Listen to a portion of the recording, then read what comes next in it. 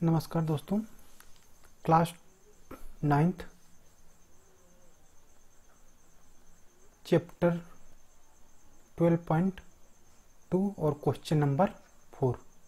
Question number 4 में है बच्चों, एक त्रिभुज और एक समांतर चतुर्भुज का एक ही आधार है और क्षेत्रफल भी एक ही है। यदि त्रिभुज की भुजाएं 26 सेंटीमीटर, 28 सेंटीमीटर और 30 सेंटीमीटर है तथा समांतर चतुर्भुज 28 सेंटीमीटर के आधार पर स्थित है, तो उसकी संगत ऊंचाई ज्ञात कीजिए। यानी कि हमसे यह वाली ऊंचाई पूछ रही है h। तो बच्चों यहाँ पे क्या होगा कि देखिए, सबसे पहले तो हम त्रिभुज का क्षेत्रफल निकालेंगे। जो इसका क्षेत्रफल होगा और इन दोनों का क्षेत्रफल आपस में क्या होगा, बराबर होगा। तो आइए देखते हैं कैसे निकालेंगे।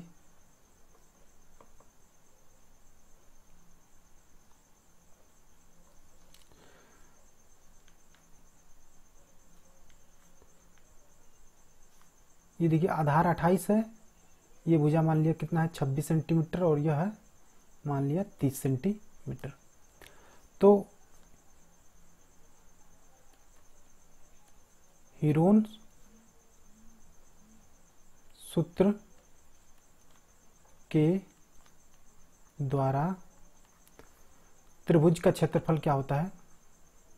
त्रिभुज का क्षेत्रफल बराबर होता है ब्रैकेट में अंडर रूट में एस, एस माइनस ए, एस माइनस बी और एस माइनस सी।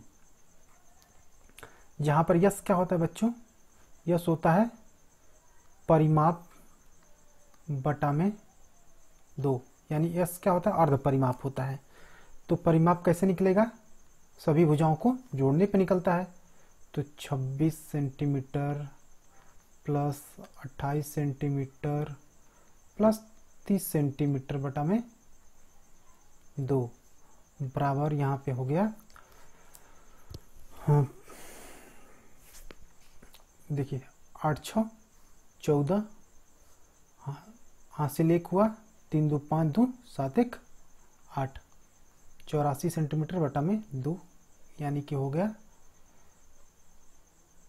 2 चौगा 42 सेंटीमीटर। बच्चों ये हो गया 42 सेंटीमीटर।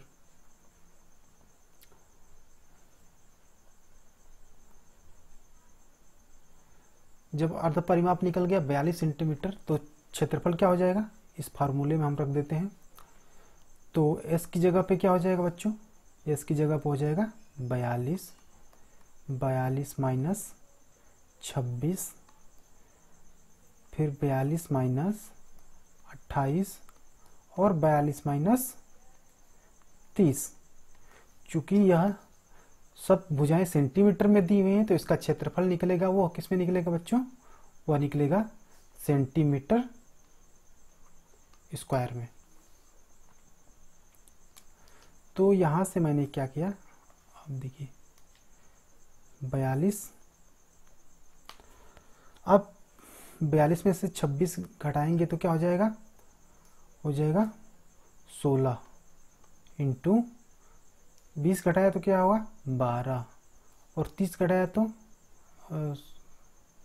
सॉरी ये कितना था, ये 28 था बच्चों, ये है 28। तो 12 में से 8 गया वह 4, यानी ये 14 हुआ, और यहाँ पे कितना हो गया, यह हो गया 12। जब इसको आगे सॉल्व करेंगे तो यह होगा अंडर रूट में 42 को जब सॉल्व करेंगे 2 3 या 6 7 42, 16 को 2 दूना 4 दूना 8 दूना 16, और 14 को 2 7 14, और 12 को 2 गुणते 3 गुणते 2 गुणते 2 गुणते 3। अब यहाँ से जोड़ा बनाएंगे तो देखिए क्या क्या आ गया हमको बाहर, यहाँ से 1 और 2 में से 1 2 बाहर आ गया, फिर ये 2, यहाँ से 1 2 बाहर आ गया, और फिर यहाँ से 1 2 बाहर आ गया। अभी क्या बचा है बच्चों, देखिए